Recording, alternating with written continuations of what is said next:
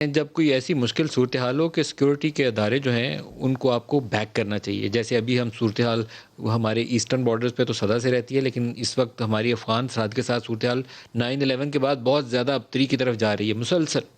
پہلے تو وہ امریکہ جنگ طاقت کے زور پر جیتنے کی کوشش کر رہا تھا، فوجیں واپس بلا لی ہیں، تو ہمارے لیے ایک اس سے بڑا خطرہ منڈلا رہا ہے کہ طالبان قابض ہو رہے ہیں، وہاں خانہ جنگی کا اندیشہ ہے، پاکستانی علاقوں میں اس کا سپل اوور ہو سکتا ہے۔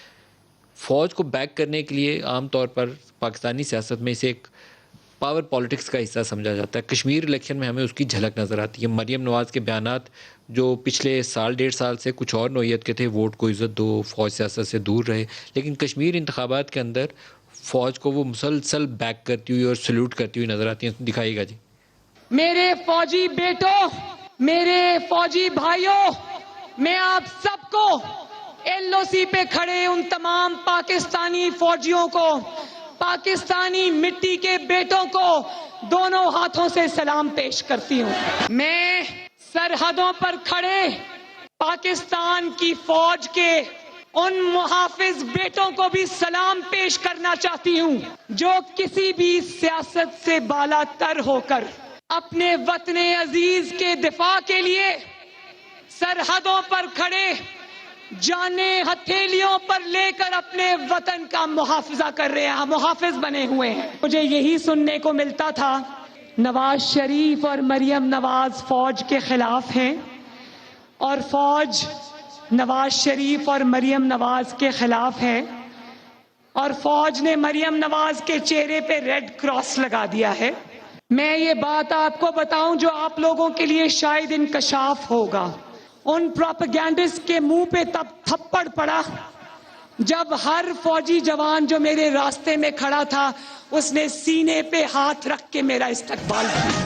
ایک فوجی نے میری گاڑی روک کر، وردی میں تھا، اس نے کہا کہ میڈم آپ کی سپیچز ہمیں موبائل رکھنے کی اجازت نہیں، آپ کی سپیچز ہم ریڈیو پہ سنتے ہیں۔ فاروق حبیب صاحب، آپ سے چاہوں گا اس کا رد عمل۔ یہ کوئی نیا ٹوسٹ ہے پاکستانی سیاست میں؟ یہ کیا ہے؟ آپ اس کو کیسے دیکھتے ہیں؟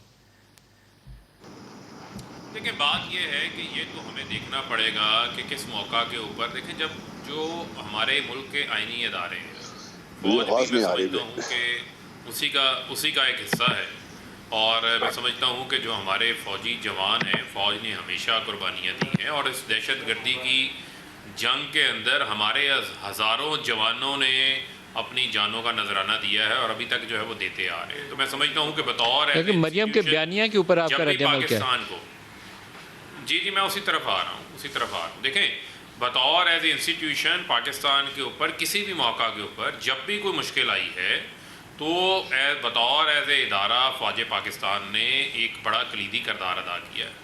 اب جو ہے وہ ان کو خود دیکھنا پڑے گا، وہ کہتے ہیں نا خود ہی غور کریں اپنی اداؤں پر۔ ہم کہیں گے تو شکایت ہوگی کہ آپ پہلے کس قسم کے بیانات دیتے ہیں اور آج آپ کیا بات کر رہے ہیں۔ اور نواز شریف نے لندن میں بیٹھ کر جو بیانیہ اختیار کیا، وہ بیانیہ جو ہے وہ کس کا بیانیہ تھا؟ اس بیانیے سے آپ جب بطور کسی ادارے کے سربراہ کو ہٹ کریں گے، ان کا نام لیں گے، تو اس کا فائدہ کس کو ہوتا ہے؟ وہی نان اسٹیٹ ایکٹرز ہیں، ملک دشمن قوتیں ہیں، جو ان بیانات کو بعد میں ہیڈ لائنز بنا کے جو ہے وہ چلاتے ہیں۔ لیکن میں اس طرف بھی نہیں جانا چاہتا۔ آج کی جو ضرورت ہے جو بنیادی طور پہ وہ یہ ہے ہماری کہ ہم اپنی جو ہے وہ سیکیورٹی فورسز کی بیکنگ کریں، ان کے پیچھے کھڑے ہوں، کیونکہ ملک کی جو قومی سلامتی ہے اس سے اہم کوئی چیز نہیں ہے۔